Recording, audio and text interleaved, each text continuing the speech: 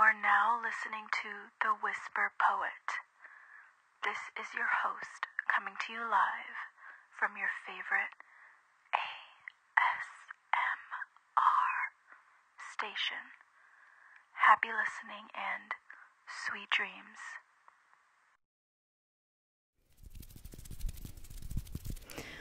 You are now listening to The Whisper Poet ASMR.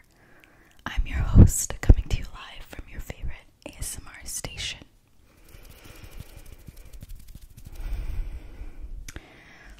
Really quick, I will be chewing gum in this episode, so if you are not a fan of that, I suggest you hold off until my next episode.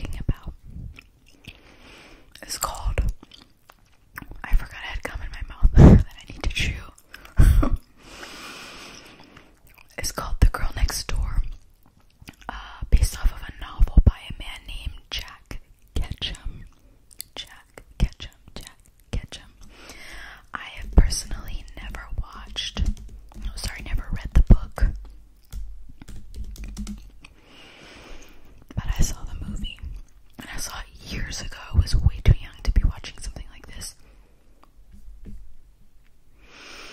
I watched it. I remember I watched it during a time back when Netflix was not the Netflix that it is now. And there was just a lot of kind of random movies on Netflix that no one really knew about. There weren't a lot of movies that were like big name actors or anything.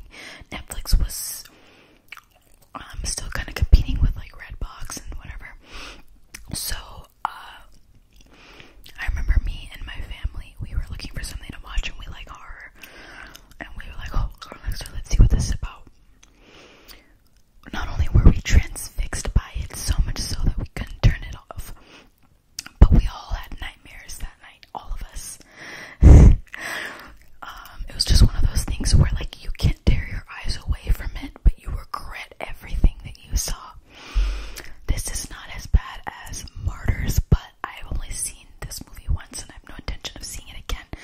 The story is basically about a young girl and her younger sister their parents die, and they are sent to live with their aunt, who has like 4 sons, or I don't know, she has like maybe 2 sons, and a bunch of the neighborhood boys are always at her house, and they develop this game where all the neighborhood boys basically torment and torture the girl that came to live with her aunt. It's horrible.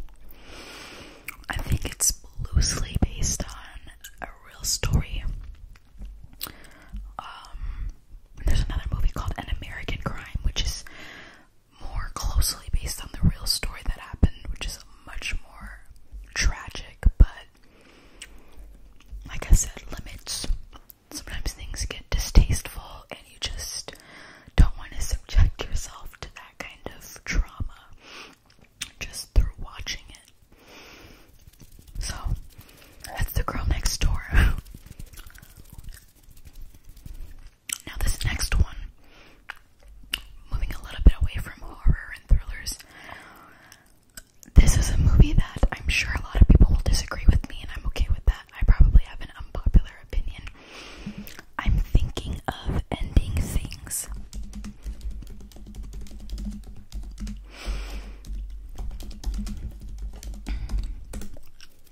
Another movie based on a book. Now, I like Charlie Kaufman, specifically for, I would say, Adaptation and Being John Malkovich. I saw both of those, big fan. I love both of those movies, especially Adaptation. And Being John Malkovich is just really fun. I like that movie too. But this, I couldn't get behind this movie, personally, just because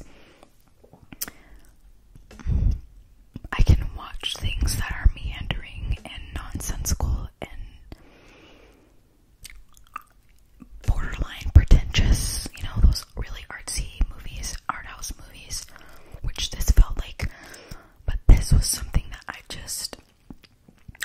it had me like halfway through, like the first hour. I'm like, okay, this is intriguing. And then it reaches a point, maybe the last hour of the movie, or maybe the last 40 minutes, where things just,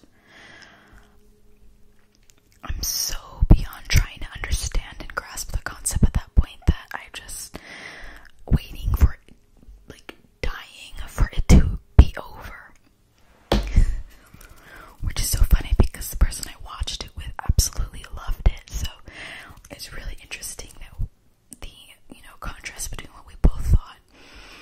But I saw that and I was like, by the time it ended, I was so happy for it to be over. And like I said, I like Charlie Kaufman. I like Adaptation. I like Being John Malkovich. I love both of those movies. But this is one that I didn't care about, and it just got to be so meandering and strange, but not in a good way. And then the plot just, in a lot of ways, it felt, and I'm sure there's a message and something was being said, and maybe having read the book, it would kind of make sense, but it just wasn't for me. So that's another movie that I have no interest in seeing again. But if you want to see it and be the judge for yourself, if you haven't already, it's on moving on. Now this one, going back to, I guess, thrillers. I don't know, what is this one classified as?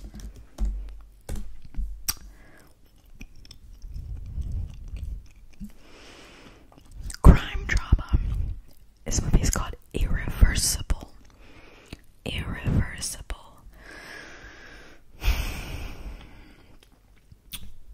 I love Monica Bellucci, and I like Vincent Cassel as well. And I specifically love Monica in oh god, what was that movie called? Melina. That's a really good one. I enjoyed it. This was brutal, and from what I understand, Gaspar Noé, the director, I'm probably not pronouncing his last name correctly, but a lot of his work, from what I read, is very challenges certain boundaries, I would say. This one definitely did, and I will not get that time back. Is it well shot and interesting? Yeah. But the subject matter is really disturbing and very difficult to watch. And I kind of knew going in, I just didn't know that it would. When you watch movies, sometimes you can detach. There's a level of detachment. And you remember, this is a movie. It's fine. But because of the subject matter, and similar to Martyrs and The Girl Next Door, all dealing with different types of abuse, and some of them being the same types of abuse, it's hard because you know that those horrors are happening in the real world, and you know that people are experiencing that somewhere. Someone has lived that life. It is very difficult to detach from that. And it feels like, rather than it just being a work of fiction and a film that someone made, it's something that almost feels like a video camera was placed in someone's environment, and that's their life, and you're watching their life. And so it was really difficult for me to detach from this movie, as well as from Martyrs and The Girl Next Door, especially Martyrs. I almost cried. I just felt really, like I said, unable to detach from the story and remember it's just a movie. Because in reality, it's not. People experience domestic abuse everywhere. There are people that experience all of these things that these movies, I guess, illuminate in their own way. So, yeah. Pretty much unwatchable, in my opinion. And I won't get that time back. But yeah, like I said, there are thrillers and horrors that I love. We have taken the concept of serial killing and we've turned it into huge franchises that people find entertaining. I mean, this is proof right here. That's proof. But, and while, serial killers it's a terrifying concept, and it does happen, and that's why we have these movies. For some reason, it's easier to detach from those types of horror movies, as well as the ones with ghosts and paranormal activities. And then there's these that feel like I said,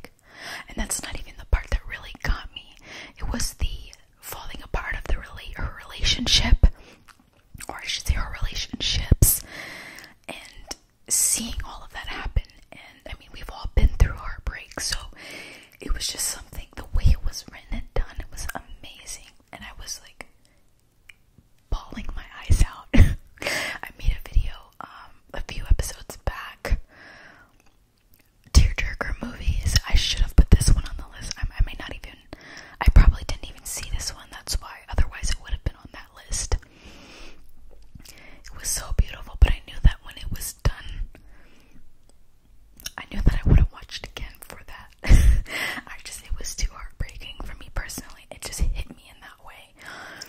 And I know some people will be like, what? Like, but that's just me. I don't know. Something about this film, it really touched me deeply enough for me to feel like I loved it and I don't need to see it again. So, unpopular opinion, 10 out of 10 for that movie though. 10 out of 10. It's beautiful. Beautiful film. So you guys should all check it out, and it definitely deserved that Oscar nomination. I think it was nominated, right? Let me double check. It was nominated for Best Original Screenplay, and it definitely deserved the nomination. If it weren't up against some of the other films, I would have assumed that this one would have won for Best Original Screenplay. I'm sure it was a hard choice to make. So, that's The Worst Person in the World, directed by Joachim Trier. I probably butchered that. It came out February 4th, 2022, so this year. And it won a few awards, specifically that nomination for the Oscar, but it won Best Actress Award at the Cannes Film Festival. And then we have Renata Reinsve, Anders Danielsen Lee, and Herbert Nordstrom. Those are the three main cast members. And Renate, I believe, is going to be in, there's a show that is coming. Is it a show or a film?